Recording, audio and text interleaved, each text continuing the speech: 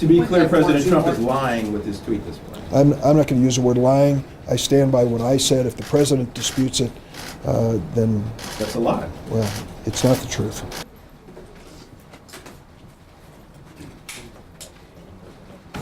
I was there.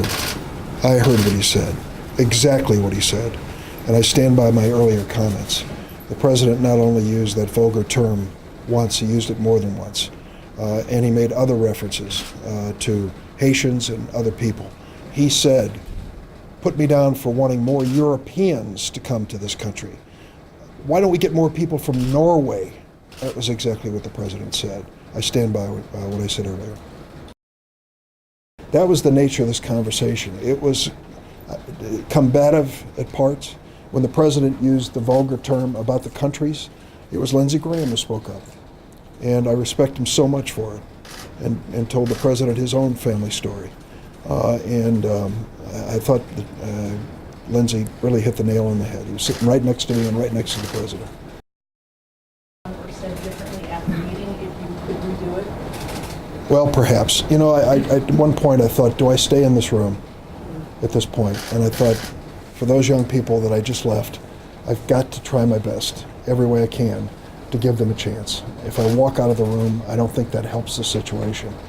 But clearly what the president said, I mean, was answered. There were two of us against 10 people in the room, including the President of the United States. I think we held our own as best we could under the circumstances. And like Nellie, she then realized that she had a problem. I also went into this whole argument about chain migration, which is a favorite term of those on the Republican side. And I was the only Democrat in the room of 12 people. And I said to him, do you know what that term chain migration means to African Americans? They tell me what it means. It reminds them that their immigrants came to this country in chains. At which point the president said, well, that's a good line. I'm an amateur student of history.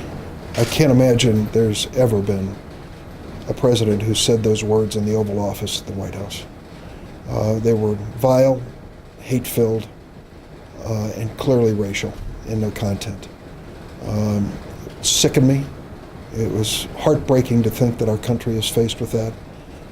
And I just tell you, I hope that members of the president's own party will step up and disavow his remarks, number one, but number two, help us solve this problem.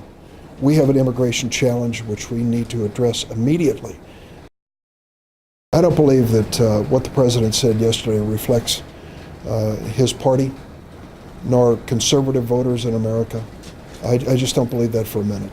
And if the president thinks that he's winning over supporters and friends with those divisive remarks, he's wrong.